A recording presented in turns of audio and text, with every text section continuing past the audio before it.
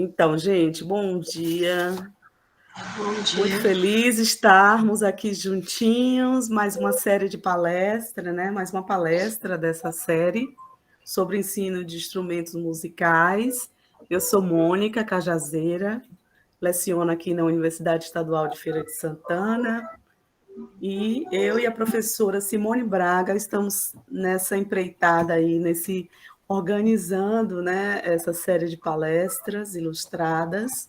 Já é o ano 6, e essa série tem o objetivo de fomentar a formação inicial e continuada, tanto de estudantes como de licenciandos e professores de música também, para esses processos de ensino de variados instrumentos musicais. Então, em cada palestra que está acontecendo, a gente está abordando metodologias utilizadas no ensino de instrumentos. Já tivemos vários professores de vários instrumentos, né? Cordas friccionadas, dedilhadas, percussão ainda terá, né? Já tivemos também de sopro, e só lembrando que as duas últimas palestras que nós teremos serão na próxima semana. A gente vai ter um professor que vai falar do ensino de instrumento na área dos instrumentos da percussão, que é o professor Bob Bulhões. E na semana, a próxima semana, né, a semana do dia 19 de novembro, a gente terá uma palestra sobre voz cantada, com as professoras Rosa Eugênia e a professora Cláudia Lisiane, que são professoras aqui também da UES. Certo? Ok. Essa série, gente, ela, como vocês estão vendo aí o cartazinho, né? Ela está sendo promovida. Se puder alguém desligar aí o som. A gente está ouvindo um som musical aí do piano. Eu acho que é Maria Lúcia. Sou eu, vou desligar, desculpa. Sem problema. Então, essa série de palestras está sendo promovida pelo Grupo de Estudos, né, Contemporâneos em Música, o Performa, que é um programa de extensão de formação e práticas performáticas musicais, e pelos componentes curriculares Pedagogia do Instrumento e Práticas Pedagógicas Musicais 3. Então, está sendo promovida por esses grupos e esses dois componentes, tá bom? Então, hoje a gente tem a honra de receber a professora Deise Mendes. Ela é natural de Recife, pernambucana, teve seu início pianístico musical no Conservatório Pernambucano de Música, com a professora Andréa da Costa Carvalho. Em 2001, concluiu o bacharelado em piano pela Universidade Federal de Pernambuco, e em 2006, o curso de licenciatura em música pela Universidade Federal também de Pernambuco. Ela é psicopedagoga, mestre e doutoranda em educação musical pela Universidade Federal da Paraíba. Atualmente pesquisa sobre a formação de professores para o ensino de piano em grupo, utilizando a autorregulação da aprendizagem como norte teórico. Foi professora de instrumento complementar na área do piano por 20 anos na faculdade do Seminário Teológico Batista do Nordeste. É autora do livro Medo de Palco, Estratégias para Diminuir a Ansiedade do Músico, e tem ministrado palestras sobre esse tema desde 2014. Atualmente, ela é professora de piano na Escola Técnica Estadual de Criatividade Musical e no Centro de Educação Musical de Olinda. Então, a gente quer dar as boas-vindas à professora Deise, que teve essa disponibilidade, além de ser uma grande amiga, considero Deise uma grande amiga, estamos aí nessa caminhada, também estudando sobre a autorregulação da aprendizagem, no grupo de estudos que nós temos aqui, que ele é recente, de autorregulação da aprendizagem musical. Então, Deise, seja muito bem-vinda, fique à vontade. A palavra a você.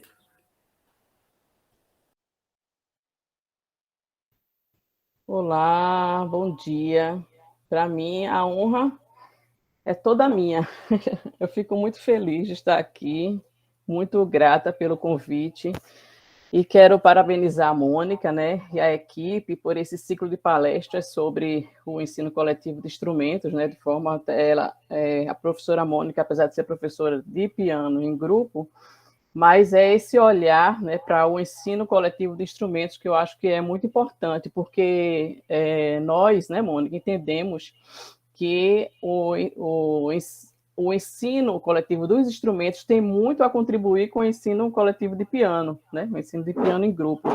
E por isso essa abordagem aí de forma que eu posso chamar de guarda-chuva, né, isso mostra a seriedade, né, com que a instituição tem tratado esse tema, e eu quero parabenizar vocês. E, infelizmente, eu não consegui assistir às palestras, depois eu vou pedir à Mônica a gravação. Eu estou naquela correria de doutorado e estou justamente na fase de coleta de dados, né? Eu estou realizando uma disciplina eletiva na Universidade Federal de Pernambuco sobre estratégias para o ensino de piano em grupo.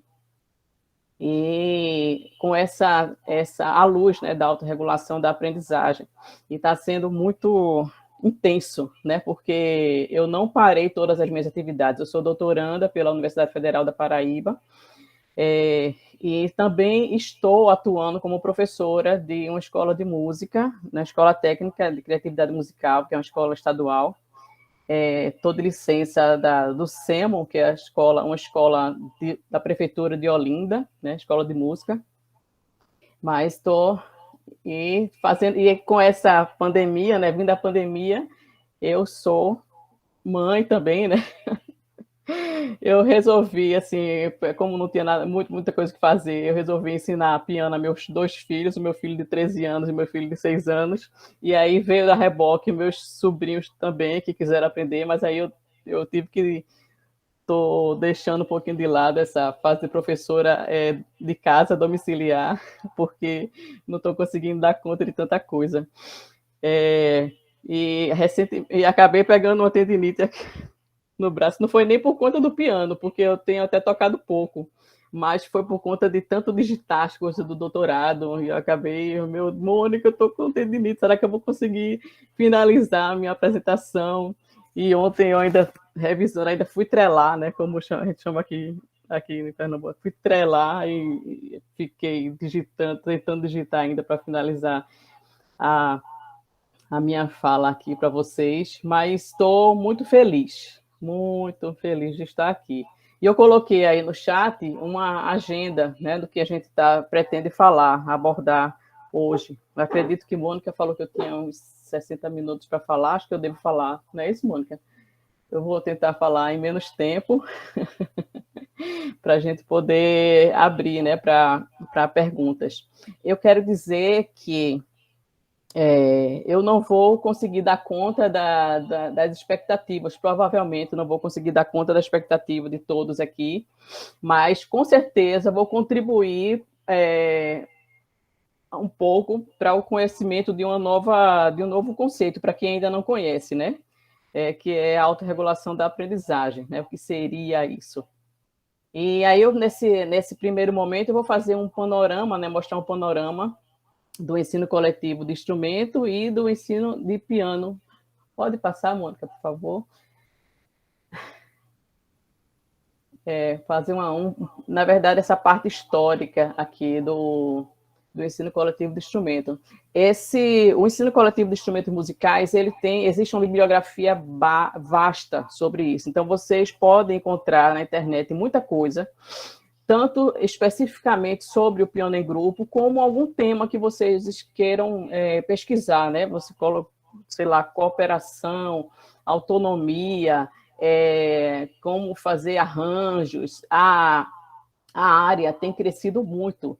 E eu acredito que o Encontro Nacional, né, de Ensino Coletivo de Instrumentos, o ENESIM, que acontece desde 2004, tem contribuído muito para essa expansão, né, sobre esse tema, esse grande guarda-chuva que é o ensino coletivo de instrumentos.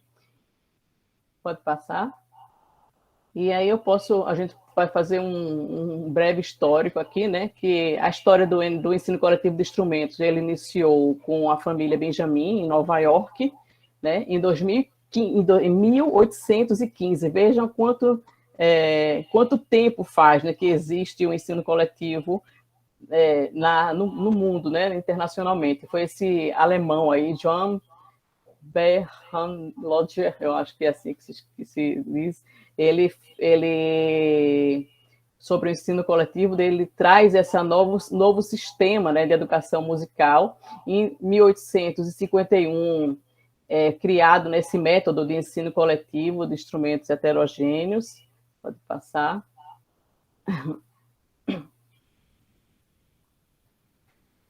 E aí, quando nós temos o surgimento do ensino coletivo no Brasil, que ocorreu em 1960, isso segundo alguns estudiosos, né? O ensino coletivo de instrumento de sopro, na cidade de Tatuí, em São Paulo, por José Coelho de Almeida. Em 1975, né, o ensino coletivo de cordas, surgiu o ensino coletivo de cordas, implantado por Alberto Jafé, em Fortaleza. Em 1973, Marion Verhalen apresenta o método de piano em grupo, Robert Paty, né, no Brasil. Em 1976, a professora, uma grande referência, né, na área, ela mostra, nos traz se torna representante oficial, né, do método Paty. Em 1979, surge a especialização de ensino em piano em grupo com a professora Maria de Lourdes Junqueira. E a professora Abigail, né, e a professora Maria de Lourdes Junqueira, elas são realmente grandes expoentes, né, no Brasil, no ensino de piano em grupo. Nós podemos encontrar hoje livros, né, disponíveis na internet de Maria de Lourdes Junqueira. E, na verdade, existe um vasto repertório, né, especificamente para o ensino de piano em grupo. Isso é só você realmente se interessar e sair buscando e fazendo um processo de pesquisa mesmo, para escolher o que seja mais útil para você, né, para o seu contexto. Pode passar. A professora Simone Machado, em 2016, isso aí já está um pouco desatualizado, né? Ela traz as várias nomenclaturas sobre a mesma disciplina, que é o ensino de piano em grupo.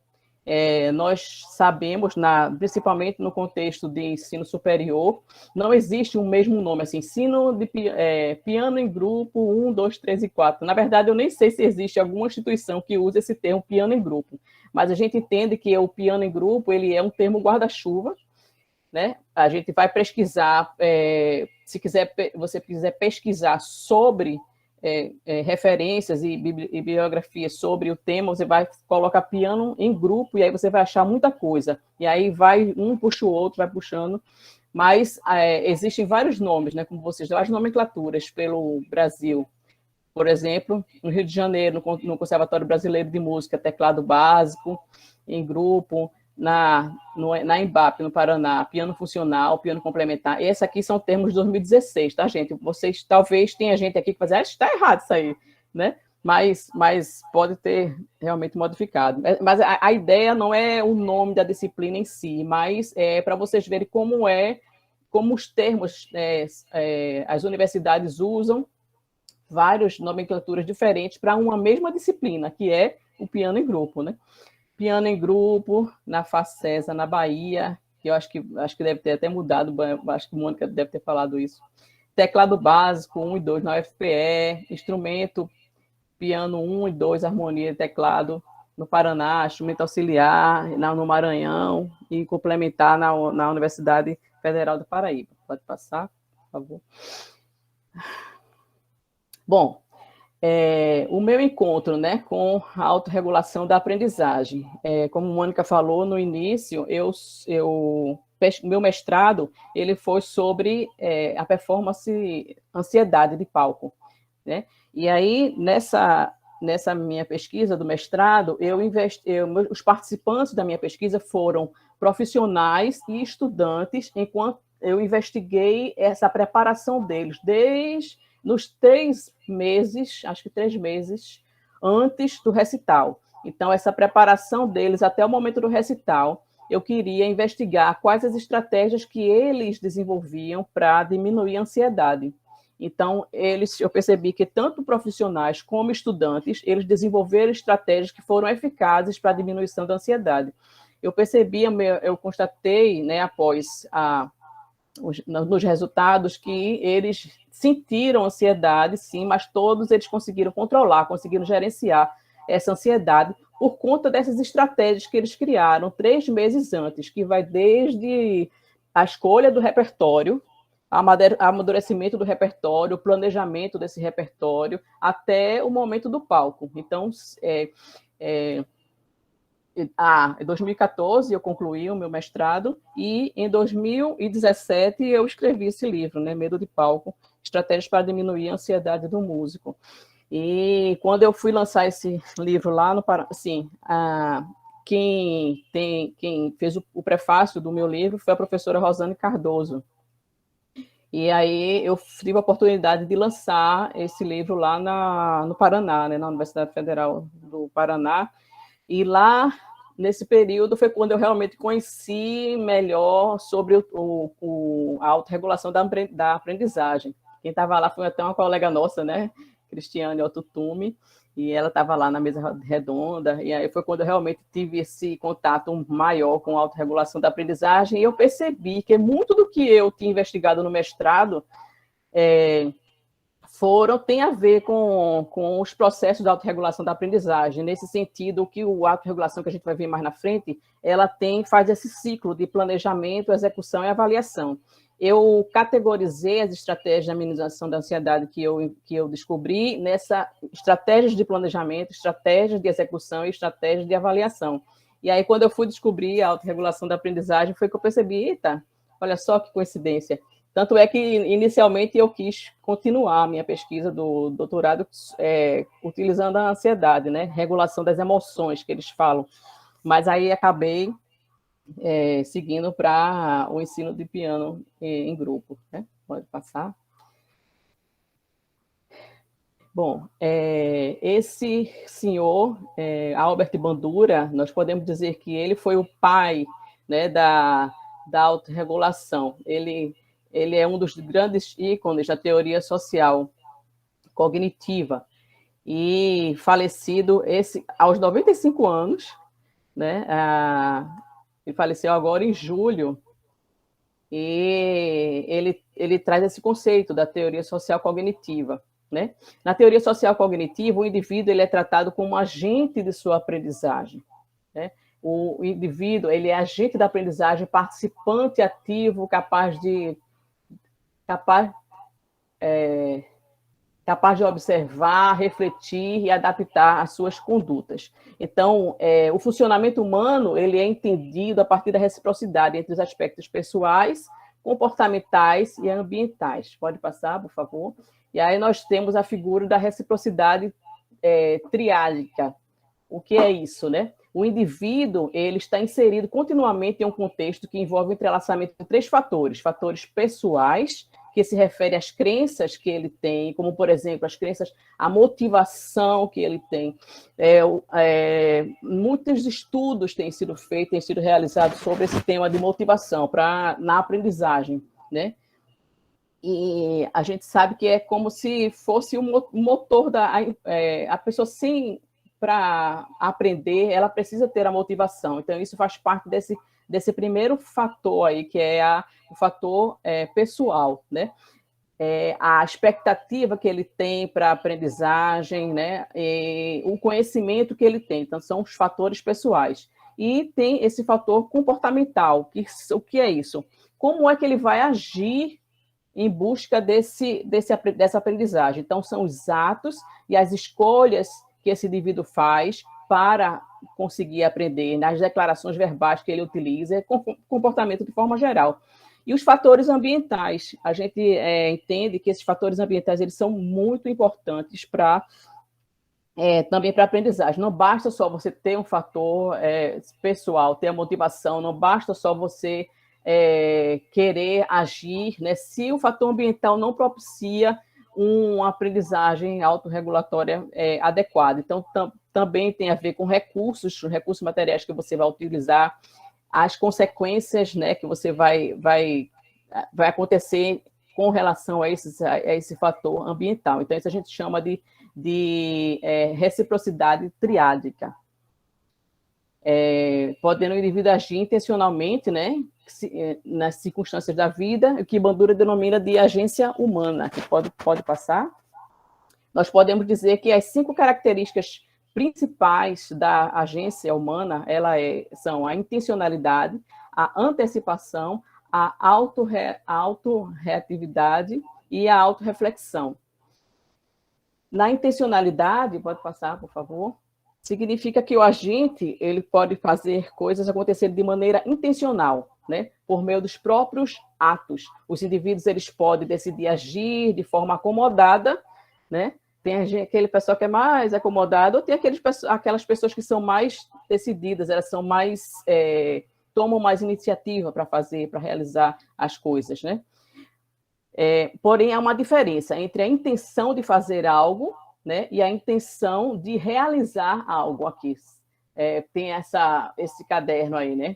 Eu lembro de um desenho de Bob Esponja, que eu assisto muito Bob Esponja, que ele queria escrever uma carta, então ele tinha a intenção de escrever a carta, ele começava as primeiras palavras assim, aí jogava fora. Você que jogou fora um bocado de coisa. Então, a intenção não basta. Você precisa realmente realizar, precisa fazer acontecer. Que aí vem a próxima figura, a antecipação, que são quando as pessoas estabelecem objetivos para si mesmas, né, selecionam e criam cursos de ação que provavelmente produzirão os resultados desejados e evitarão resultados prejudiciais. À medida que as pessoas avançam em suas vidas, elas continuam a planejar para o futuro, reorganizar suas prioridades e estruturar suas vidas. E aí segue para a autorreatividade, que o agente, segundo o Bandura, ele não deve ser apenas um planejador e antecipador, mas ele precisa estar motivado, ele precisa ser um autorregulador.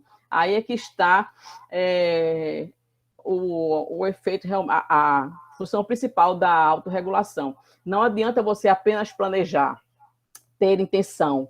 Não adianta você apenas planejar.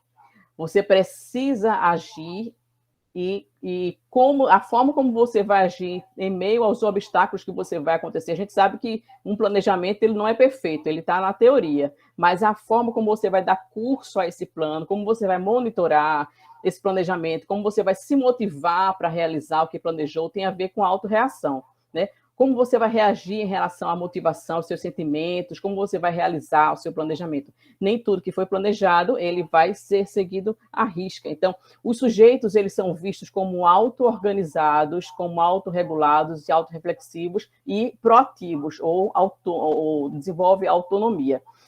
E aí segue para a autorreflexão. As pessoas, elas não são apenas agentes precisam ser autoexaminadoras. Será que esse meu plano vai dar certo? Né? Tá lá no princípio, lá no início lá. Aí você vai autorreação, você vai e executa aquele plano, e aí depois você vai examina. Será que deu certo? Não, será que funcionou? Funcionou bem? Não funcionou? Então você vai refletir sobre esse. Tem a ver com a capacidade metacognitiva, né? Que eu tenho um professor Marco aqui, que é especialista nessa área, né, que é refletir sobre si mesmo, né, sobre a adequação dos próprios pensamentos, das ações, que é uma característica fundamental dessa agência. Pode passar. E aí, agora a leitura da carta. Será que a gente consegue fazer uma leitura bem dinâmica, rapidinha? Antes de eu entrar sobre esse texto, né, da autorregulação, consegue apresentar, ou, Mônica, o que é que eu apresente?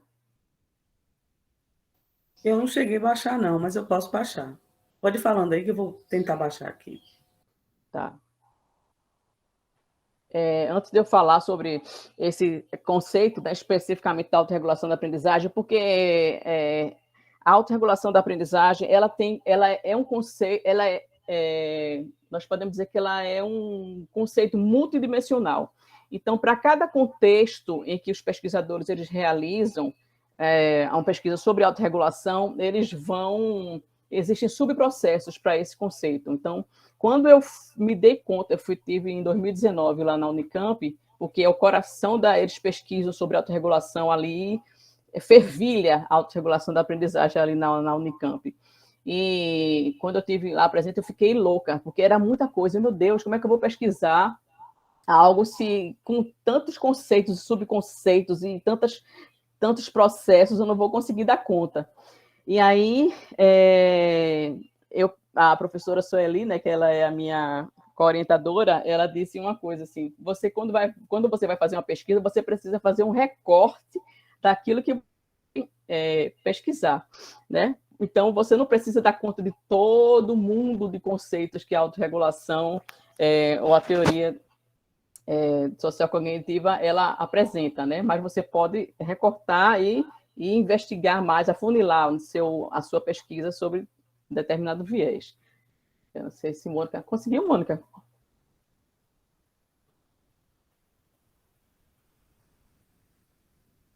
Eu posso apresentar aqui. Quer que eu apresente?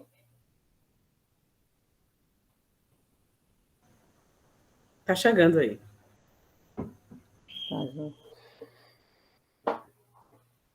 Vamos ler uma historinha. Espera aí, novamente. A gente vai ler uma historinha sobre um general. Eu vou apresentar para vocês aqui uma historinha desse livro aqui, ó. Cartas de Gervásio ao seu umbigo. Ele é um livro bem didático. E aí eu vou falar sobre a carta número 6, que é a carta que fala quem governa a sua aprendizagem, Gervásio? Você sabe como se distinguem os alunos que obtêm sucesso escolar? E aí interessante que eu estou estudando isso com meus alunos de piano, lá da escola técnica, algumas dessas cartas, e uma dessas cartas aqui está por que esquecemos? Estou vendo, tem um aluno meu aí que eu entreguei a carta para ele, tem vários temas interessantes. E essa carta aqui, ela trata sobre como você desenvolver a autorregulação da aprendizagem. E aí, deixa eu contextualizar aqui, né?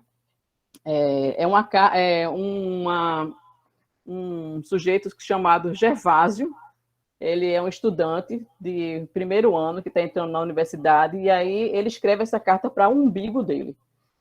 É uma carta que é reflexiva mesmo, um umbigo é como um amigo imaginário, né?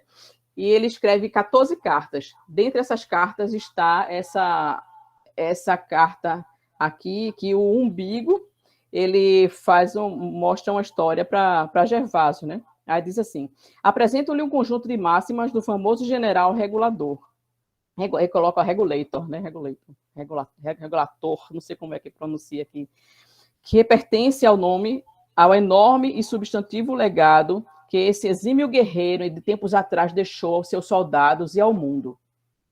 O general acreditava que o estudo era como um combate e o estudante como um guerreiro. Por isso, escolhi as suas reflexivas palavras. Esta pérola da sabedoria resume a vasta experiência de uma longa vida estudando para comandar homens à frente da batalha. Não há louvores sem dores. Era um de seus lemas preferidos. Espero que esses profundos pensamentos estimulem o raciocínio e o ajudem a mudar. E aí eu tenho agora as minhas leitoras, Maria Lúcia, Raquel e Denise. Não sei quem quer começar. Pode ser eu, Denise? Denise, pode, Denise. A estratégia é a arma de todos os combatentes. Um estudante desprovido de estratégia é como um barco errante no oceano. ou um machado sem corte, tentando derrubar uma árvore centenária. A estratégia é inconsistente, é causa de grandes males. O sinuoso caminho da estratégia imita o ritmo da natureza. O olhar que não conseguir avistar mais além do que o breve momento, nem isso vê.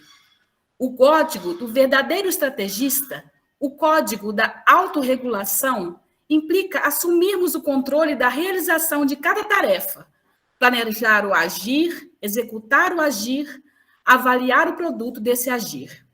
Todo esse percurso deve ser realizado com ajuda e ajudando os demais. Autorregulação não é sinônimo de trabalho isolado, mas de trabalho acompanhado. 3 momentos que interagem em um ciclo contínuo. 3 etapas em um único movimento. Primeiro passo, planejar. Pensar antes ajuda no depois. É o principal aliado dos verdadeiros estrategistas, a primeira lança de qualquer discussão ou batalha. É importante que cada um conheça a si próprio, os pontos fortes que podem servir de apoio no ataque à tarefa, mas também as próprias fragilidades. Por exemplo, a desordem, a distração, a lentidão, o perfeccionismo. Esta reflexão permite identificar os inimigos pessoais mais temidos, os distratores de estimação, mas também ajuda a antecipar como e por onde nos podem atacar, minando o nosso estudar e trabalhar. Livrai-vos de que a corda arrebenta sempre do lado mais fraco. Lembrai-vos. Na natureza, os elementos encontram sempre um caminho para resolver os seus problemas. A água serpenteia no meio das rochas e o ar irrequieto aponta saída nas escuras e profundas grutas. Oxalá superássemos obstáculos com tanta elegância.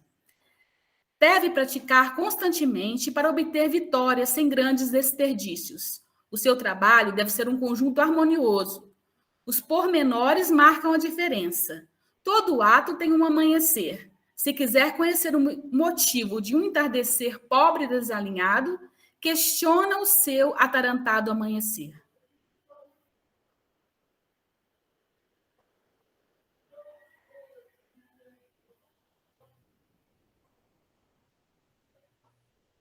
Isso, última frase. Continuar? Última frase, vá. Tudo isso parece difícil no início, mas tudo é verdadeiramente valioso. Tem um inclinado começar. Pronto. A próxima? Maria Lúcia ou Raquel? Raquel. Raquel. Segundo passo, executar. O plano de ataque à tarefa tem de ser concretizável, tem de ser realista, tem de ser realizável. A execução do plano é importante, pois um exército em desordem facilita a vitória do inimigo, tal como um estudo desatento e desalinhado conduz ao fracasso. Correr muito não basta para segurar a vitória, sobretudo se o atleta correr no sentido contrário da pista. Deve treinar muito de modo a conseguir tomar decisões rápidas e sensatas no combate às tarefas, antecipando as suas consequências no viver. Refletir sem medo do que possa surgir ajuda a muscular a elasticidade do nosso agir. Antecipar consequências dos atos a curto, médio e longo prazo é o segredo de qualquer estrategista. Deve praticar constantemente para compreender tudo isto com profundidade. O domínio da aplicação das estratégias de aprendizagem exige uma prática persistente. Não há grandes louvores sem grandes dores. Desconfie do sucesso muito fácil. Tem a duração de um palito de fósforo. Uma poeira aparentemente irrequieta e desinteressante origina a magnífica pérola que se esconde no interior da concha, mas não percorre este longo caminho durante a breve vida de um dia solar. A persistência na natureza e na vida é a chave de qualquer pérola. Não se limite a ler, memorizar ou imitar, mas faça um esforço visível para compreender e aplicar este e os demais conteúdos à sua vida. Se você errar o caminho da estratégia, ficará confuso e cairá em rotas sem sentidos e prejudiciais. Deve defender os seus recursos do que o afasta do objetivo. Proteja o seu trabalho de tudo que o atrasa a realizar. A preguiça, a desordem, o perfeccionismo, o capricho, a exaustão. Protegei-vos dos distratores externos, do que vindo de fora o afasta das tarefas, conversas fúteis, saídas extras, ruídos estridentes, mas também dos distratores internos, do que vindo de dentro o atrasa. Imaginação desenfreada, medos, desejos, angústias. Esta higiene face ao trabalho é uma obrigação de qualquer combatente digno de envergar tal nome. Na guerra, como no estudo, quem não acreditar verdadeiramente que pode vencer, está a um passo de fracassar. Os guerreiros devem acreditar na vitória.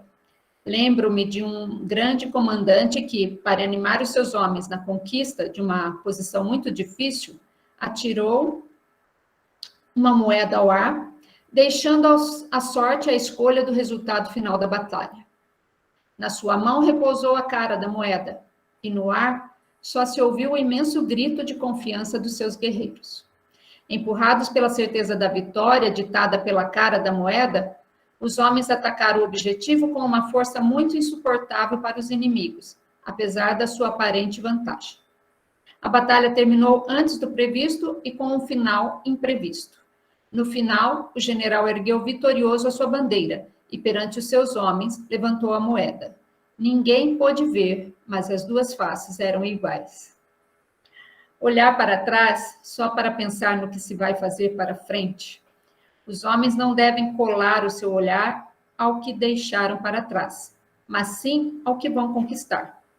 Como teria sido ser, que bom seria ser, são exemplos de pensamentos que interrompem a tarefa que temos nas mãos, distraindo-nos do alvo. Devem ser extintos liminarmente. O destino está em nossas mãos, mas mãos desossadas deixam escapar tudo que segura. Tente vencer hoje o homem que foi ontem, mesmo para percorrer a estrada mais longa. Por exemplo, estudar uma enorme pilha de páginas. Dê um passo de cada vez. Não consigo. Deve ser banido e substituído por ainda não consigo.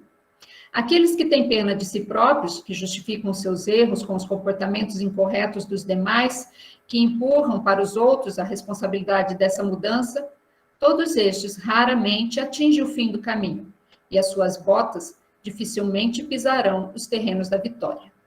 A antecipação dos movimentos e dos possíveis senão ajuda na conquista do objetivo. Forte não é aquele que enfrenta um pedregulho com uma pá, mas o que cava um buraco, esconde o pedregulho e ultrapassa o obstáculo. Se um distrator é mais forte do que você, elimine-o, afastando-se dele.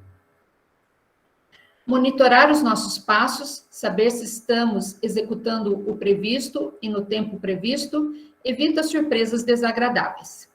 Quem, para guiar o seu agir, confiar apenas no instinto, nos encontros fortuitos e inconsistentes e não confirmar a sua posição no terreno, pode desviar-se fatalmente do seu alvo. Para que a flecha atinja a presa, o dedo tem de puxar a corda do arco na direção que o olho indicar. Esperar pela presa no local certo é fundamental. Apontar bem é importante, mas não basta. É preciso disparar. Boas intenções não geram bons resultados. Querer é importante, mas o agir tem de segui-lo para, no final, poder sorrir. O que faço hoje empurra-me para o meu objetivo? Do sentido da resposta, devemos retirar consequências para aquilo que vamos fazer. Para grandes males, há grandes remédios. Tente pensar em cada um dos seus movimentos como uma oportunidade de imobilizar o inimigo. Os distratores, uma vontade sórdida, a enorme desorganização, as certezas de papel e alcançar os seus objetivos. Não se queixe por tudo e por nada. Não fique pensando no que não tem. Guarde as suas energias para o que precisará fazer para ter. Um precipício não se ultrapassa em 2 movimentos. Há sempre consequências em cada decisão. É impossível estar simultaneamente nos dois lados da ponte. Quem está lá nunca estará satisfeito se quiser estar aqui. E estar aqui implica um percurso que é incompatível com estar lá. Quem corre entre as duas margens sem assentar, procrastina. Quem procrastina, desatina. Obrigada, Raquel. Maria Lúcia. Terceiro passo, avaliar. A avaliação é o último passo do processo autorregulatório.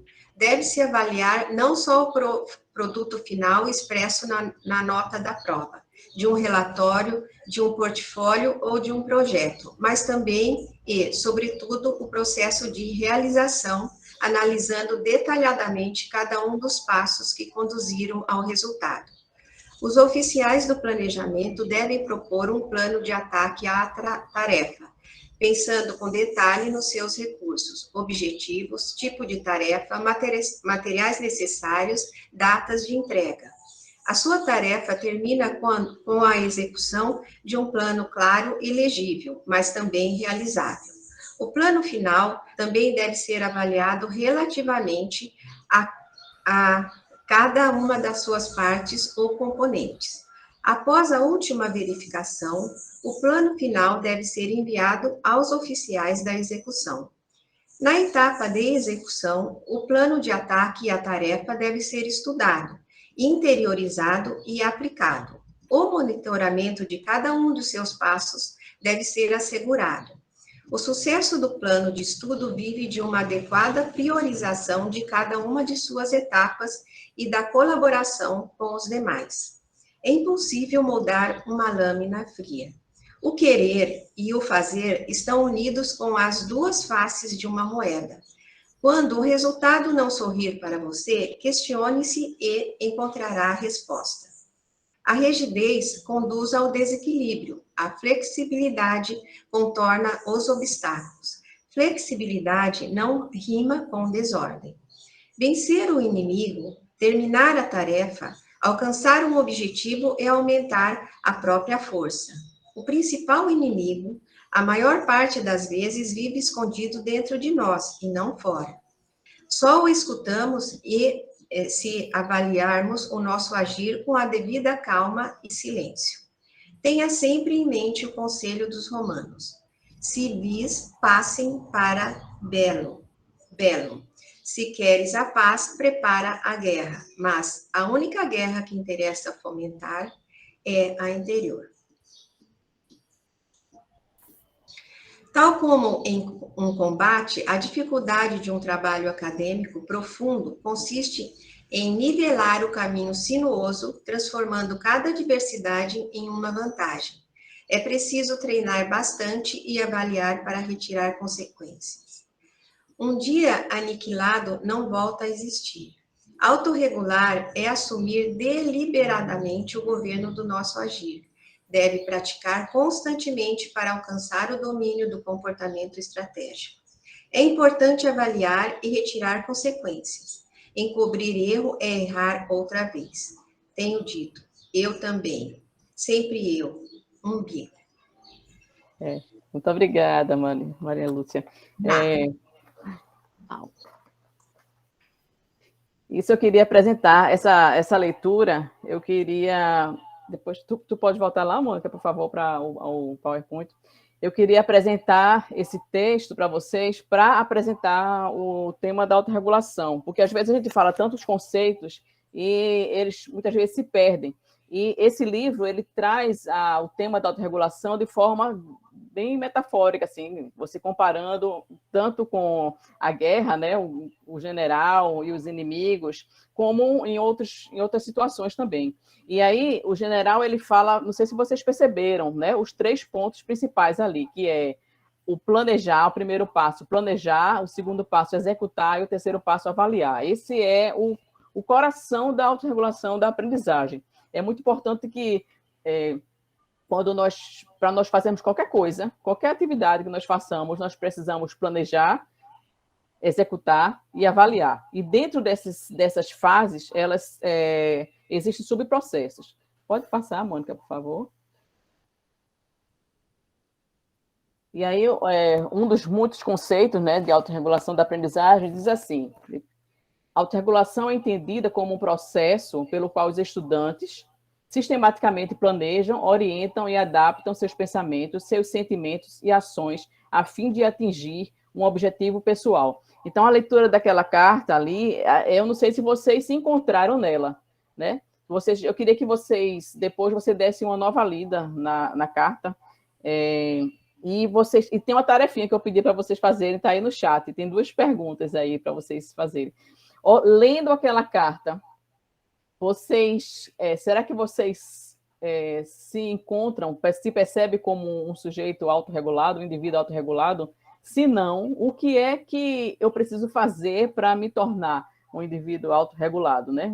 A autorregulação tem muito a ver não apenas com a questão de você saber planejar, saber executar, simplesmente, né, com a questão de saber planejar, saber executar e saber avaliar uma tarefa, mas diante dos muitos obstáculos que vão surgindo no decorrer desse processo todo, como é que você vai se sair, né? Como é que você vai se autorregular, né? nesse processo. Então, é um processo pelo qual tanto estudantes como professores, tá, gente? Aqui nós estamos uma formação de professores, né? Temos estudantes, ora nós somos estudantes, ora nós somos professores. Então, a autorregulação, ela fala tanto para mim, como professora, como para o estudante. Tá? Eu estou numa disciplina eletiva que, nessa disciplina, existem professores e existem estudantes. E a gente tem uma troca, está tendo uma troca muito, muito bonita, né, de saberes, né, de experiências. Denise, tu pode desligar o teu microfone, por favor. Desculpa. Então, a forma como planejar, como orientar, como adaptar o seu planejamento a fim de atingir um objetivo pessoal, isso é uma autorregulação da aprendizagem. Pode passar, por favor?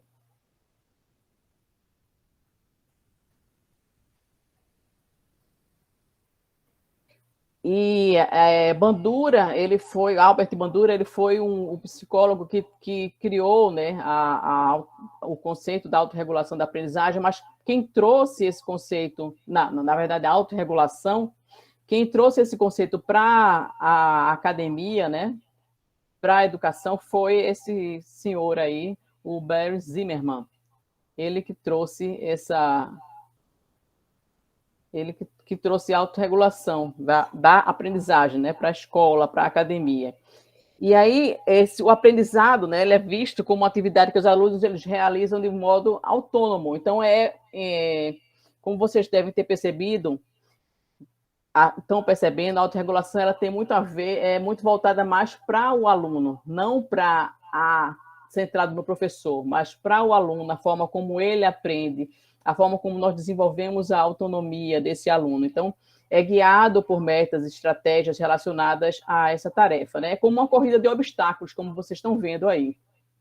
Você tem a intenção de realizar algo, de planejar para alcançar o objetivo e age para alcançar esses objetivos. Porém, se a prática fosse tão simples como a teoria, que a gente sabe que isso não é verdade, nós, principalmente quem é professor, né, sabe que tudo seria maravilhoso, né? Mas acontecerão obstáculos para alcançarmos nosso objetivo. Por exemplo, você planeja uma aula, mas na hora da aula não tem sala disponível. Não sei se vocês já passaram por isso, né?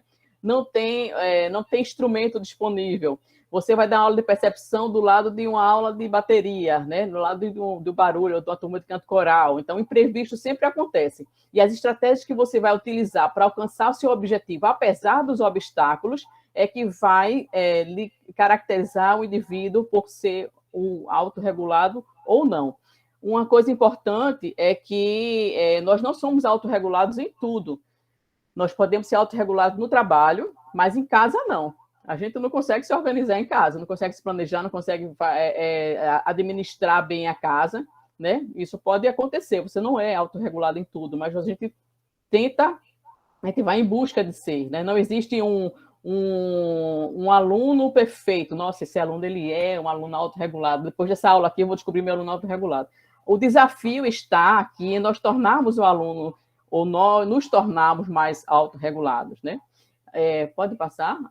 E aí vem o modelo cíclico, que esse modelo ele foi criado por Barry Zimmerman, que fala justamente sobre aquilo que a gente já leu, sobre o planejamento, né, sobre a fase de a fase prévia, a fase de realização e a fase de avaliação. E é importante que esse modelo, existem várias pesquisas sobre autorregulação, e esse modelo de Zimmermann, na verdade, não é exatamente esse modelo, esse aqui eu adaptei, eu colori ele, mas é mais simples assim. Ele foi elaborado, mas para qualquer área da universidade, engenharia, medicina, psicologia. Então, esse modelo ele é aplicável em qualquer área, e a gente está adequando aqui para a nossa realidade da música, né, voltado para a música.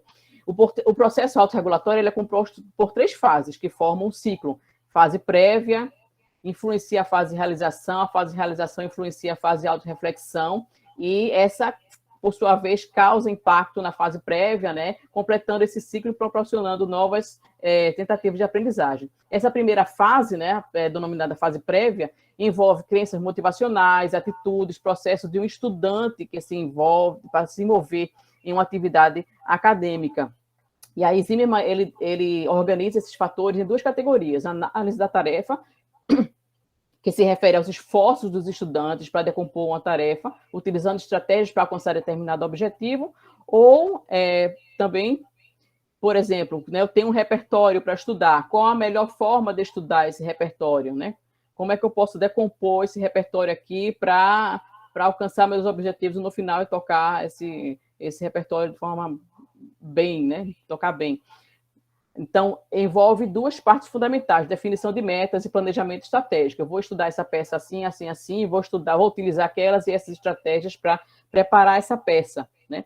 A definição de metas refere-se especificamente aos resultados que se espera alcançar. Planejamento estratégico, quando você planeja, você planeja, mas você precisa desenvolver o planejamento estratégico para alcançar o seu objetivo, que é para executar esse objetivo, né? E aí as crenças motivacionais são as crenças de autoeficácia. O que seria autoeficácia? O sujeito acreditar nele mesmo, se sentir competente para realizar uma tarefa. Não adianta o professor dizer que não, você é competente, você consegue, se o próprio sujeito ele não consegue perceber que ele é capaz, né? Então, a expectativa de resultado, interesse pela tarefa, orientação de objetivos são associados a essa fase prévia da autorregulação. Então, 2 partes são destacadas: a crença de autoeficácia e a expectativa de resultado. E a segunda fase, pode passar, por favor. A segunda fase envolve realmente os esforços para aprender. Destina-se a facilitar o autocontrole, o automonitoramento do próprio desempenho.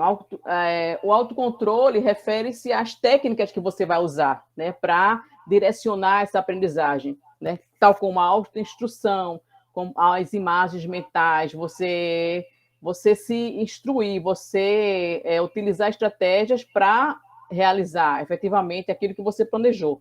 E aí em seguida, você automonitora ou observa se o seu planejamento ele está acontecendo de forma a contento, né? Então, tem a ver também com o autorregistro, a criação de registros formais, de um caderno diário de bordo. Então, você utiliza essas coisas para se automonitorar, para executar. E essa fase de execução ela é indispensável para a autorregulação, porque fornece informações sobre os próprios progressos e fracassos em relação às estratégias que você utilizou. Nessa fase de realização, o estudante pode fazer ajuste. É importante que o que for planejado, se não está dando certo, faça os ajustes, né? O professor faça os ajustes necessários, usando um novo planejamento, né, para alcançar os objetivos e as metas que você tem, né, em vista. E a terceira fase, que é denominada a fase de autorreflexão, que ocorre após os esforços para aprender, né? Destina-se a aperfeiçoar as reações de uma pessoa, seus resultados, e é composta por 2 categorias, o autojulgamento e a autorreação. Autojulgamento é o quê? Você julgar, não, isso que eu fiz foi legal, foi bom, né? Foi adequado. E aí você vai e reage em relação, você julga que foi adequado, e qual será a sua reação diante dessa autoavaliação que você fez, você vai reagir para ajustar o planejamento, para recomeçar o ciclo, ou então você vai procrastinar, não, eu não quero mais fazer isso. De repente, por exemplo, o que aconteceu na minha investigação, né? Você deu um recital. Esse ciclo, as pessoas que querem estudar sobre, de repente pesquisar sobre isso, é muito útil para quem vai investigar um recital, né? O recital, ele tem a fase de planejamento, de execução e de avaliação, né? No final de uma audição, por exemplo, você vai aplicar esse ciclo aí de autorregulação numa audição. Como é que os alunos, você dá o feedback para os alunos, né? Como é que, e esperar que eles respondam, como é que você se sentiu, como é que foi a sua audição, a sua apresentação. Então, ele poder falar sobre isso, o que é que você pode melhorar com relação a isso que aconteceu. Então, são essas coisas. Pode passar.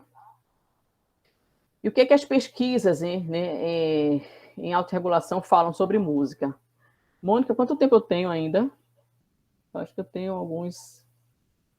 Deixa eu ver quantos... Pode ficar à vontade, Deise.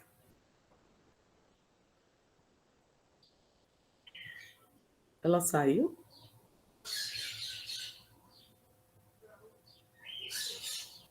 Só um minuto, que eu saí da reunião aqui sem querer, da minha tela principal aqui. Tá bom.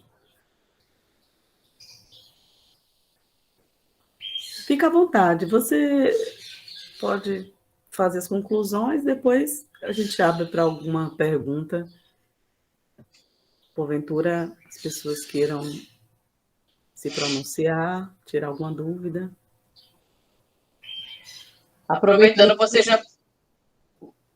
Ok, Neuza, eu vou verificar aqui. Vocês já podem colocar as perguntas aí, tá, gente? Vou verificar. Já pensando com relação a isso que eu estou falando, né, sobre autorregulação, daqui a pouco a gente vai entrar na parte de piano em grupo.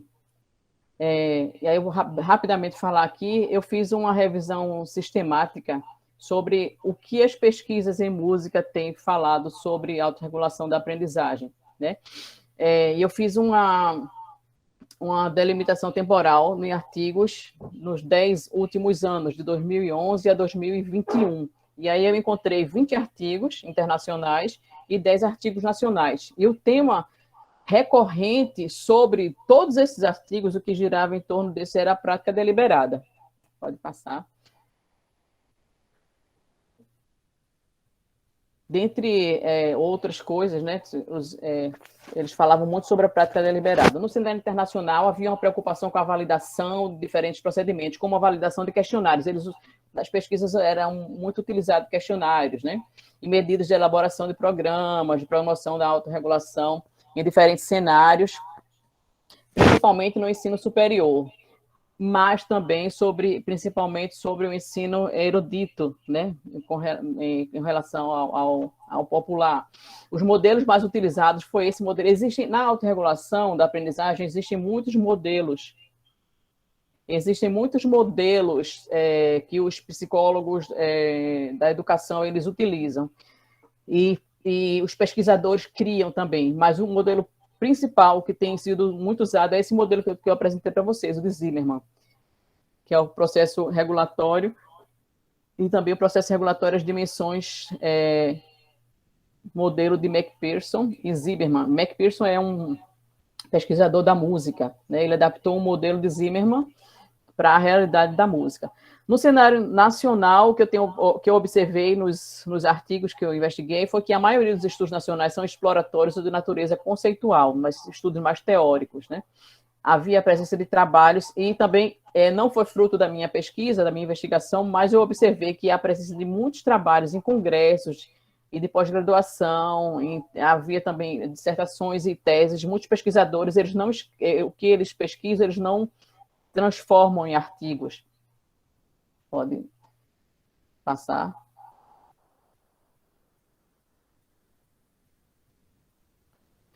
E aí o mapeamento, né, dos artigos nacionais.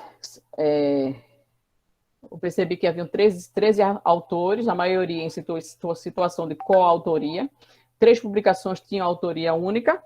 Os autores mais frequentes foram Flávio Veloso, né, que é da universidade, que foi orientando de professora Rosane Araújo, com 3 artigos. A professora Roberta Aze, que é uma grande pesquisadora da educação, ela também escreveu artigo sobre música, em coautoria com a professora Cristina Torinho. O vínculo institucional nesses diferentes estados foi Pará, Distrito Federal, 4 artigos, Bahia, 1 artigo, São Paulo, 2, Paraná, 3 artigos, Santa Catarina, 2. Em termos de rede de pesquisadores, havia mais destaques para o Distrito Federal e para a região Sul e Sudeste. Pode passar. Sobre a abordagem metodológica, né, haviam 2 revisões de literatura, 2 estudos de caso, uma pesquisa exploratória, uma pesquisa de infusão curricular. Infusão curricular é como uma pesquisação, não é uma pesquisação, mas é como se fosse uma pesquisa, não necessariamente é uma pesquisação, né? A minha pesquisa é uma pesquisação, mas eles também gostam de chamar de intervenção ou infusão curricular, mas é quando um pesquisador ele vai agir numa sala de aula para desenvolver processos autorregulatórios com seus alunos. Exatamente. Infusão curricular significa isso. 4 estudos de caso e um estudo survey. Pode passar?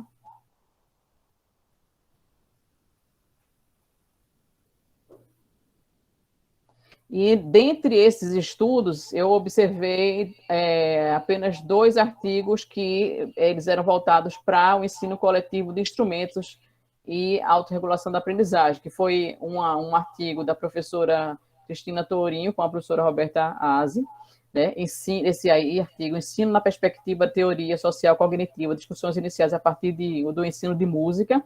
A professora Roberta Aze traz um conceito da autorregulação, né, no início, e aí depois a professora Cristina Tourinho, ela desenvolve um modelo de desenvolvimento de estratégia de autorregulação aplicado ao contexto do ensino coletivo de violão. Bem interessante para quem quer desenvolver essa pesquisa nessa área de ensino coletivo de instrumento e autorregulação da aprendizagem. Estratégia de autorregulação da aprendizagem musical, um estudo em uma banda escolar. Isso aí foi sob a orientação da professora Isabel Montandon, que é uma professora de piano, que também tem sido uma grande referência na área de piano em grupo. Pode passar.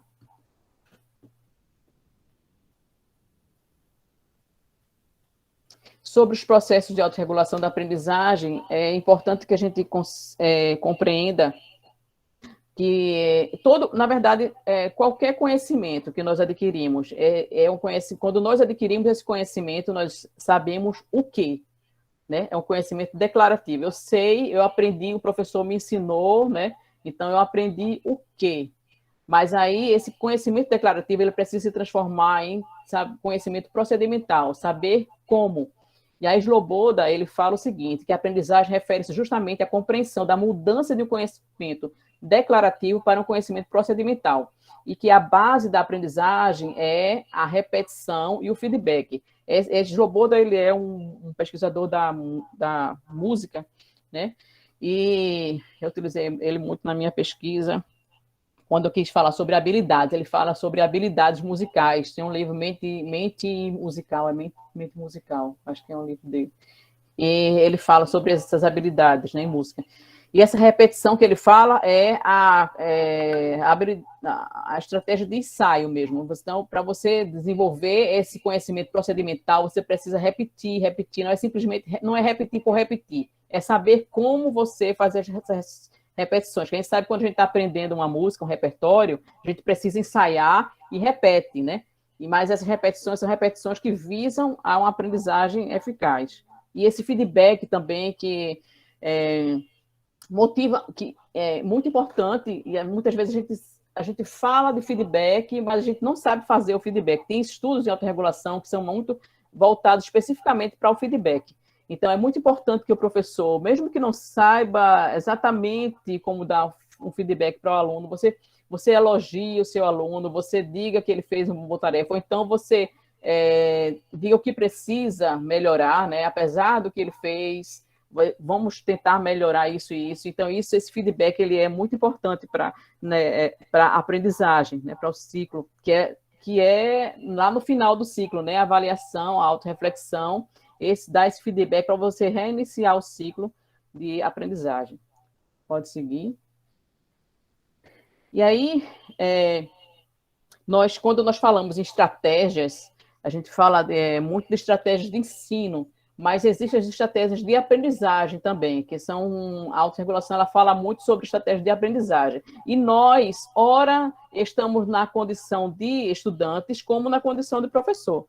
Quando eu sou professora, né, eu dou ensino piano, mas como diz Paulo Freire, né, nós, ora, estamos ensinando, nós aprendemos, né, enquanto ensinamos. Né? Então, nós somos um eterno aprendiz, eternos aprendizes.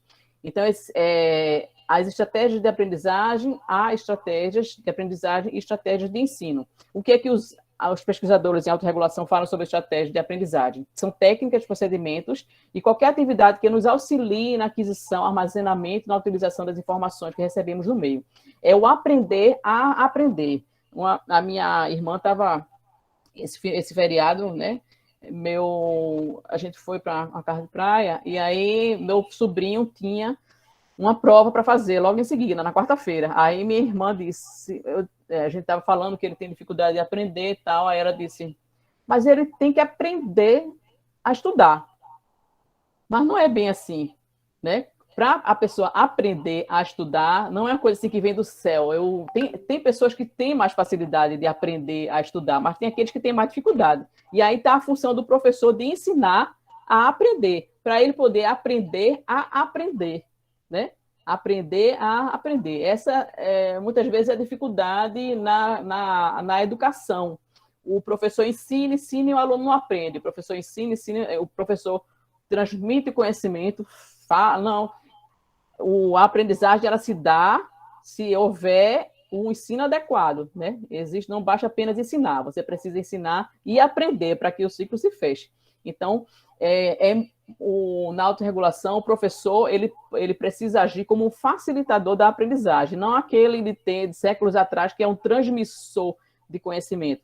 Então, antes de usar a estratégia de aprendizagem, o estudante precisa analisar a tarefa para ser realizada, escolher as estratégias de aprendizagem mais apropriadas que o auxiliarão a aprender. Eu estava na aula passada da disciplina, da eletiva, a gente fez uma...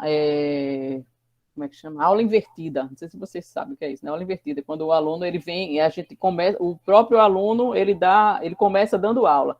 E aí eu pedi a esse aluno para ele falar sobre como é que ele estuda o instrumento. E aí foi tão interessante que ele disse, professor, eu pego a minha partitura e eu saio pintando a partitura. Eu vou colorindo a partitura, esse trecho colorido de verde, eu pinto de verde, de rosa, não sei o que lá. Aí ele diz, para cada cor é uma coisa diferente. Então, ele consegue se organizar, a estratégia de organização da partitura, de mapeamento da partitura, ele fez daquele jeito, colorindo. Então, a estratégia que ele usa para colorir uma partitura pode não ser eficaz para um outro aluno, entendeu? Tem aluno que se vê com tudo colorido ali, meu Deus, se perde, né? Mas cada um tem que escolher uma estratégia adequada. Então, existe muito isso, de escrever livros sobre estratégias de aprendizagem, né? Existem muitas estratégias de ensino, de aprendizagem, mas você tem que escolher qual é que seja mais útil para você. Isso é aprender a aprender. Você usar a estratégia mais eficaz para você atingir um determinado objetivo. E aí entra o conceito de metacognição, né? De forma bem breve, bem superficial, vou estar falando aqui, que é o conhecimento dos próprios processos de conhecer, implicando planejamento, previsão, monitoramento e regulação desse processo. Então, é você pensar sobre a sua aprendizagem, pensar sobre o que você está fazendo, não é simplesmente fazer por fazer. Será que essa estratégia que eu estou usando, ela é adequada? Então, você está sempre pensando, isso é a questão da metacognição, pensar sobre o seu pensar, né? Sobre a sua ação. Pode passar. E aí nós temos a estratégia para a prática deliberada. A prática deliberada, ela é uma característica do ensino individual, né? Porém, muita coisa da prática deliberada, ela pode ser aplicada no ensino coletivo, né?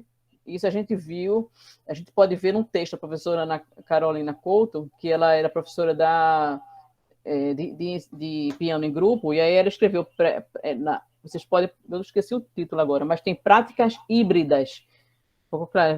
Carol Couto, práticas híbridas, que ela fala sobre essa utilização da prática deliberada para o ensino coletivo, né? Então, o que seria a prática deliberada?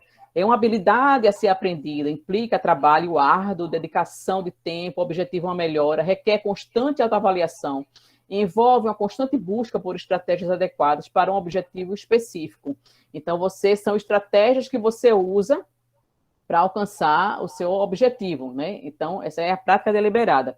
E esses autores aqui, Jorgensen, né? Ele fala que as estratégias na prática deliberada, elas são divididas em três passos, 3 aspectos, que é, assim como a autorregulação fala, as estratégias de planejamento, as estratégias executivas e as estratégias de avaliação. De planejamento, seleção e organização das atividades, estabelecer metas, né? Executivas são estratégias de ensaio, existem várias estratégias que você pode utilizar, como, por exemplo, dominar a peça toda versus partes, né? Dividir a peça, mapear a peça em partes pequenas, né? Partes mais difíceis, contrastando com as partes mais fáceis e desafiantes, né?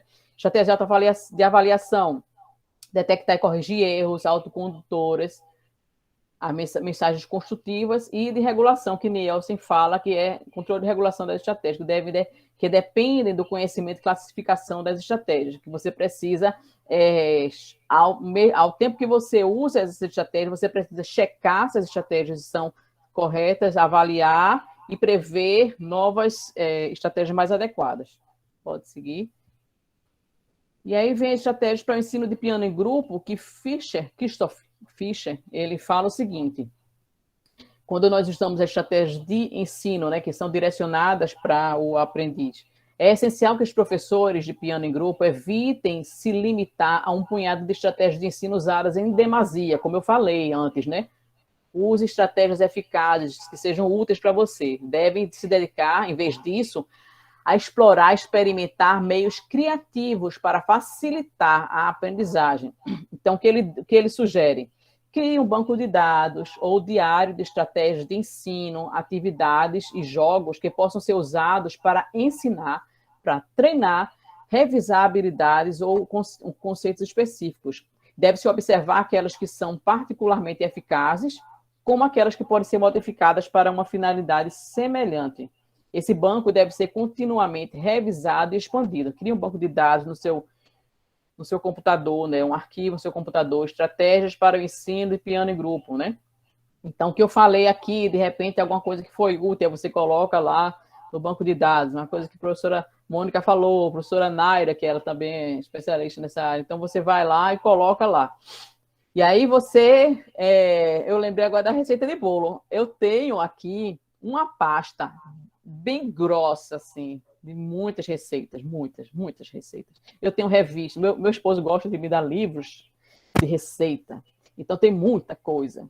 Mas o que é que adianta eu ter tanta coisa assim, se eu não uso aquilo ali? Então eu tenho que ter muitas receitas lá guardadas, mas aquelas que eu já usei, essa aqui eu já usei, essa aqui eu fiz dar certo, isso aqui eu fiz dar certo. Então você tem aquele monte de coisa lá, mas aí você tem aquelas que são úteis para você, né? Aquilo é como uma receita que funciona, entendeu? São as receitas que funcionam. É como se fosse isso aí, fazendo uma metáfora.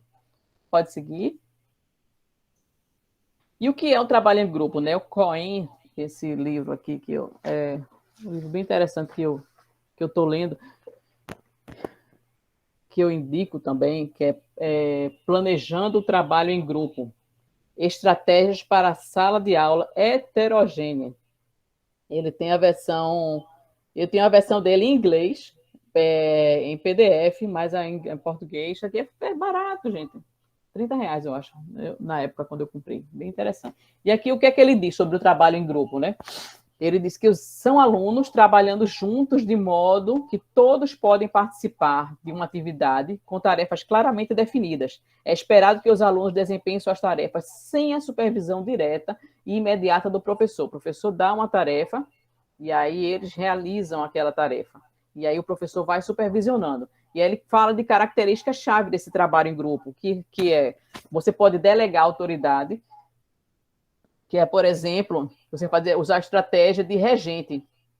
Você ensina a atividade e aí cada aluno, depois, ele vai ser um professor, vai ser o regente daquela atividade lá que você colocou. E aí você vai e faz o giro, assim. Cada aluno ele pode ser o regente, então você pode delegar essa autoridade.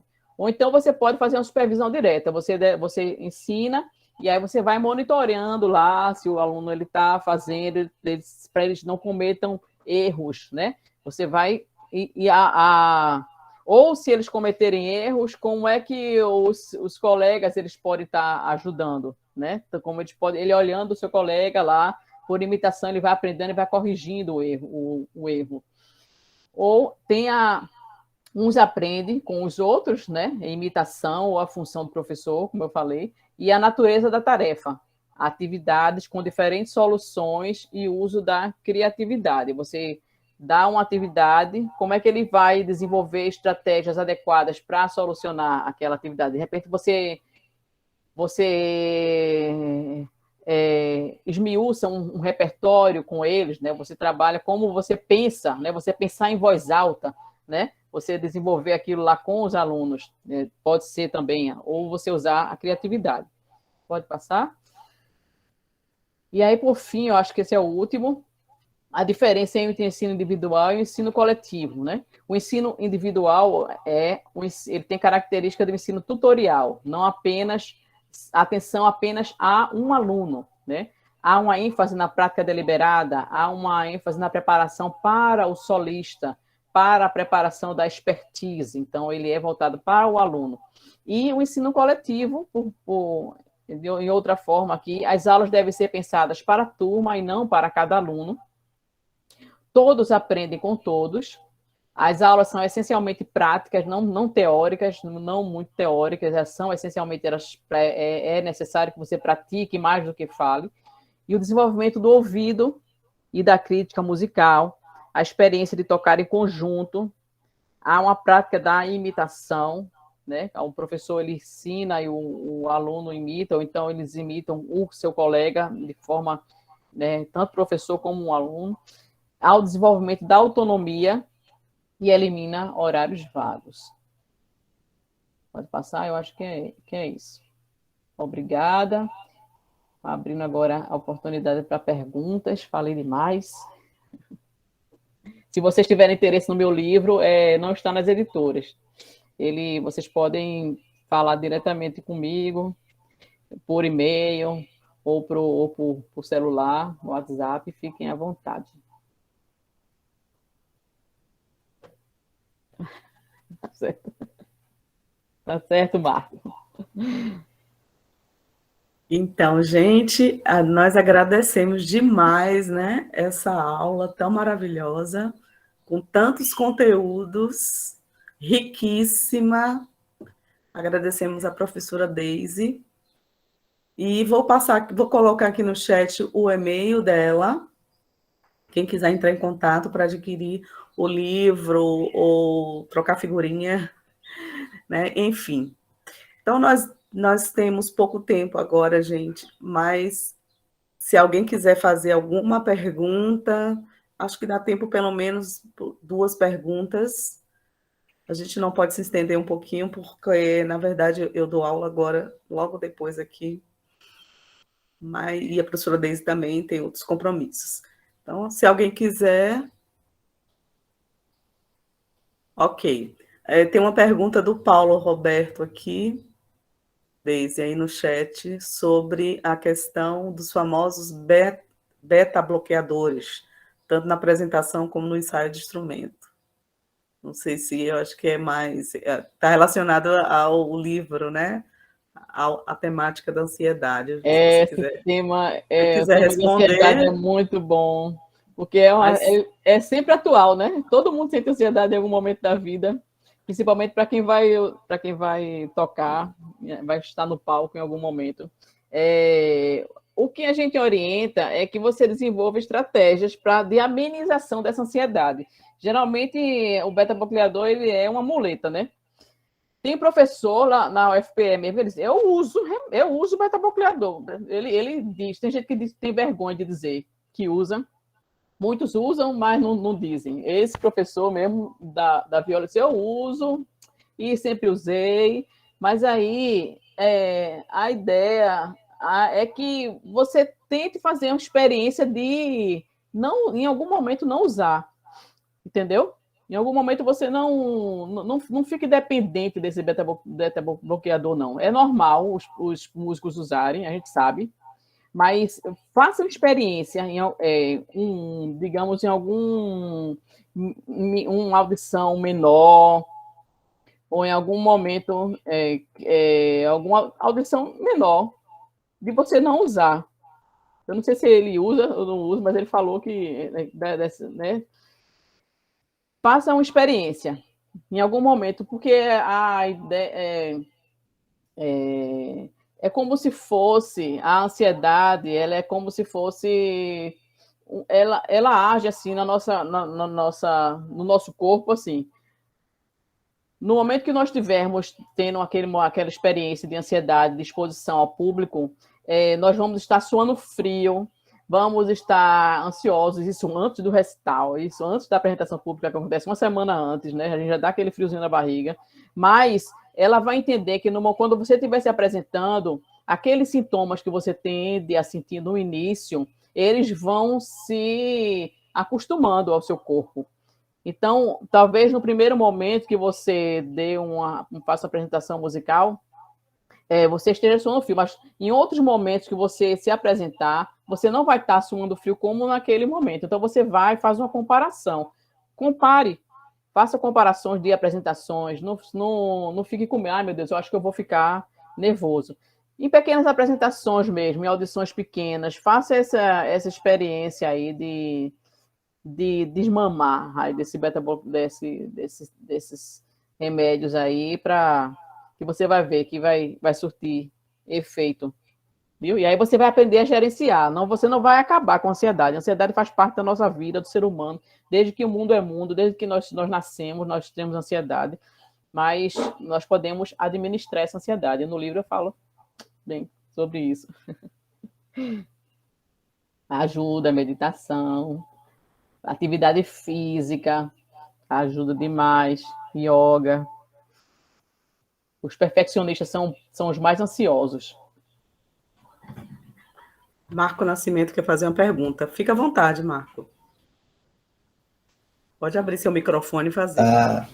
Obrigado. Obrigado. Eu nem associei o Nascimento, desculpa, Marco.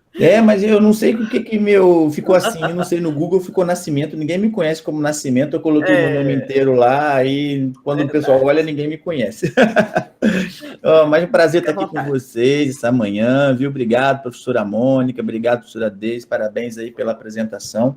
Eu fico muito feliz que esse sujeito aí de autorregulação esteja indo para outros lugares, né? Porque ficou muito tempo concentrado no Sul, né? Lá, claro que a professora, né, Rosane e tal, e outros colegas dela lá, agora está expandindo, né? Tem uma professora, Cristina Torim, que começou a trabalhar com isso, agora você também, então isso é muito importante, né? A gente expandir isso e fazer uma produção sobre esse assunto aqui no Brasil, né? Ampliar essa produção. Então, você está de parabéns aí, o pessoal da UFPB também, né? Aí eu queria fazer uma pergunta, Deise, eu sei que você está muito bem acompanhada, né? Estou vendo que você está com o pessoal lá do NEAPC, né? Lá da Unicamp, que são, né, o maior laboratório aí que trabalha sobre isso na educação aqui no Brasil.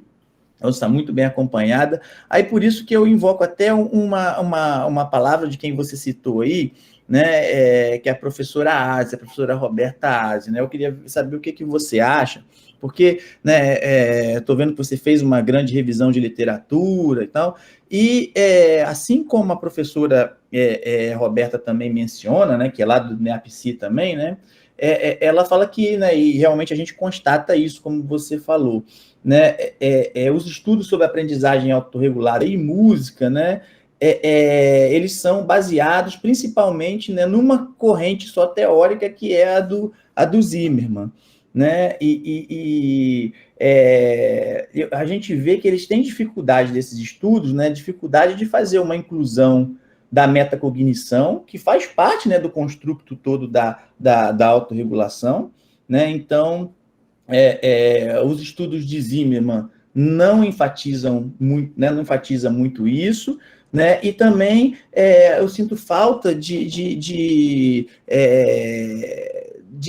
associarem outras perspectivas teóricas dentro desse construto da autorregulação, que é justamente a cognitivista, a fenomenológica, a sociohistórica, né? Então, a gente acaba, né, trabalhando essa autorregulação, ou querer, né, melhorar a aprendizagem do indivíduo, né, sem levar em conta o contexto histórico do aprendiz, o contexto social, cultural do indivíduo, que é justamente uma das bases, né, da grande teoria, que é a teoria social cognitiva. Eu queria saber o que você acha sobre isso, né? Se você está indo longe, você está usando outras referências, não só a do Zimmermann, ou você está incluindo outras perspectivas teóricas na sua pesquisa. Olha, eu estou usando, por enquanto, eu estou em Zimmermann. Na verdade, eu tenho um arquivo dos seus artigos que você... Eu estou devendo a leitura dos artigos do seu curso, da ABEM. Foi a ABEM? Qual foi o curso que você deu? Foi a ABEM, foi no Enesim? E nos dois, eu fiz na ABEM e no Enesim. Pronto. Eu estou devendo a leitura naqueles textos lá de metacognição, que eu acho que eles são muito importantes para trazer... quem estudou também muito sobre metacognição foi Flávio, né? Flávio Veloso. E como eu falei, né? É um campo muito vasto, é muita coisa para estudar. E aí eu comecei desse micro, né? Que foi de Zimmermann, mas eu pretendo expandir, sim, Marco. Eu pretendo expandir pelo menos para metacognição, e principalmente sabendo que tem alguém da música, né, que está fazendo sobre isso. Não é só a professora Evelyn, né, Borchowitz, que fala sobre isso aqui no Brasil, mas que a gente traga gente mais da música, né, que a música, e como eu coloquei constatei, né, poucos pesquisadores da música que têm investigado sobre autorregulação, e a gente poder mostrar, olha, eu estou aqui, né? A gente está aqui, a gente está fazendo pesquisa, né? E o pessoal de lá da Unicamp, eles dão maior apoio, eles querem mesmo que essa autorregulação ela se expanda, então eles dão sugestões e a gente precisa pegar e expandir. Então essa é a função, né? De pegar e expandir. E eu tenho o grande desafio de tanto dar conta da minha área de piano em grupo, né, que também tem vasto, como dar conta dessa área da autorregulação. Mas eu vou pensar com carinho mesmo, essa sua, em abordar, em abrir, né, mais esse leque aí. Pelo menos para a metacognição, trazer um pouco. Se eu posso lhe dar uma sugestão, né, eu acho que é por isso também que o Zimmermann ficou mais conhecido, é por causa do idioma também, né, porque a língua inglesa, né, é mais fácil do pessoal se apropriar, né? Mas nós tem uma rede que chama Rede Francófona, que trabalha sobre autorregulação, e eles usam perspectivas teóricas que conseguem, né, colocar tudo no mesmo arcabouço, tanto a metacognição quanto essa história do aprendiz, né? E eles estão muito ligados, inclusive, com as novas perspectivas da OCDE, né, que inclusive tem uma ligação muito grande com a nossa BNCC. Então, eles estão conseguindo ligar isso. Infelizmente, ainda tem poucas pessoas da música. O único que estava realmente colocando isso em prática em pesquisas era o Marcelo Giglio, né, da Suíça, um argentino que não sei se vocês conhecem, fixados na Universidade de Genebra, só que ele faleceu no ano passado. Ele estava começando, ele faz parte desse grupo, dessa rede francófona, né, de educação que é baseada na autorregulação, e ele escreveu algumas coisas bem interessantes. Inclusive, a gente vai lançar um livro agora, que ele veio aqui no Brasil há 2 anos atrás, e o capítulo dele está saindo agora, a gente traduziu, né, bem, talvez você se interesse, tá bom? Então, ele já dá umas pistas bem legais, né? Infelizmente, nos deixou. Mas é isso, mas parabéns aí, tá bom? Boa continuação na sua pesquisa. Obrigada. Aproveitando a deixa, convidar você, viu, Marco, para falar aqui no nosso grupo de estudos de autorregulação da aprendizagem musical. Vou entrar em contato contigo. Tá bom, gente, olha, A gente instituiu agora, em maio, é um grupo pequenininho, um grupo de leitura, discussão, e vai ser um prazer você tem muito a contribuir, com certeza. Tá bom, gente, eu estou engatinhando ainda na autorregulação, né? Eu trabalhei Todos nós estamos engatinhando. Você está engatinhando, o que eu posso dizer de mim, né? Mas fico aí à disposição, tá bom? Com o maior prazer. Obrigada. Tá bom. Então, gente, já estamos finalizando. Só aqui, Deise, tem o Fábio Ventura. Ele pergunta aqui se você tem algum conselho ou experiência com relação ao ensino coletivo de piano e ensino à distância. Não. Ensino EAD, não. EAD, eu estou realmente engateando nessa área. EAD. Ensino coletivo de piano, eu tenho experiência de 20 anos, né? De ensino coletivo de piano, e eu aprendi muita coisa com a professora Naira Polônio sobre essa EAD, né? Que a gente teve que se adaptar. E uma coisa que eu até falei para a Mônica que ia falar, mas não falei, que foi, se vocês puderem, na ABEM, eu escrevi um trabalho sobre arranjos didáticos para o ensino coletivo de piano e a prática de edição de vídeos. Então, foi uma coisa que eu usei para a minha turma no semestre passado, que eu não estou mais nessa faculdade particular, mas a gente teve uma experiência muito interessante, foi uma interdisciplinaridade com o professor de composição, e eu vou falar agora, vou apresentar esse trabalho aí sobre a interdisciplinaridade, piano coletivo e a prática de arranjos didáticos e edição de vídeos. Uma coisa que eu também vou trabalhar na minha turma, mas desenvolver isso na turma de eletiva, né, lá da UFPE. Agora, a gente vai começar daqui a 2 semanas usando isso aí. Tem muita coisa escrita sobre isso, né, que agora, sim, para falar, a gente não tem mais tempo. Eu sugiro dar uma olhadinha nos anais da ABEM, que sempre tem alguma coisa também voltada para essa área também, né? Piano Pérolas, Mirna, Piano Pérolas, enfim. Também a gente tem aqui na UFES o piano A4 Artes, tem também alguma coisa escrita. Tem grave agudo também, a professora tem um site lá, esqueci o nome dela, Patrícia Mello. Patrícia Mello. No Instagram você também pode encontrar muito material dela. Tá bom. Então, eu vou... quem puder abrir a câmera para a gente fazer um printzinho, né? Para a gente registrar esse momento. Rapidamente. Vamos concluindo por aqui. Então, ótimo. Então, vamos lá. Vamos sorrir. 1, 2, 3. Isso. Gente, muito feliz por esses momentos tão enriquecedores para a gente, né? E também a gente tem essa oportunidade tão singular de fazer um trabalho desse, e a gente vê pessoas de várias localidades do Brasil e pesquisadores. É muito bacana, gente. Esse ensino remoto tem essas vantagens maravilhosas, né? E os desafios. Então, eu vou interromper a gravação e dizer assim que muito obrigada. As próximas palestras, como eu falei no início, na próxima semana será ensino de percussão, com o professor Bob Bulhões. Ele foi aluno aqui do curso de licenciatura em música. Atualmente ele está fazendo doutorado na UFBA. Muita gente fica muito feliz também de ver, né? Agora, essas pessoas que querem estar na academia, que foram alunos daqui da UF, é muito, muito gratificante a gente ver. E de hoje a 15, teremos também uma palestra sobre voz cantada com as professoras Rosa Eugênia e Cláudia Elisiane, também aqui do curso de licenciatura em música da UF. Será um grande prazer. Essas 2 próximas palestras voltaremos ao horário às 10h30 e aquele mesmo procedimento, né, de inscrição, quem façam divulgação, e a gente vai estar finalizando esse ciclo, essa série de palestras ilustradas. Muito obrigada, Deise, mais uma vez. Fiquem com Deus. Muito obrigada pelo convite.